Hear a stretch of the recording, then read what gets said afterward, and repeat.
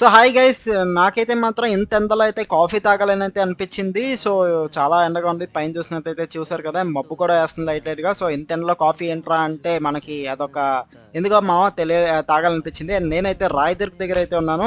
So Rayadurg దగ్గర మన పక్కనే లక్కీగా మెడికవర్ హాస్పిటల్స్ అయితే ఉందన్నమాట. సో మనకైతే ఫ్రీ కాఫీ అయితే దొరకబోతుంది మెడికవర్ హాస్పిటల్లో. సో మెడికవర్ హాస్పిటల్లో ఎందుకు ఫ్రీ కాఫీ అంటే మనకైతే మన అక్క అయితే అక్కడ డాక్టర్ అనమాట. సో డాక్టర్కి పాసెస్ కూడా ఇస్తారు వాళ్ళు ఎవ్రీ మంత్. సో మనకైతే మన అక్క పాసెస్ ఇచ్చింది. ఇదిగోండి మెడికల్ హాస్పిటల్కి అయితే వచ్చేసాము.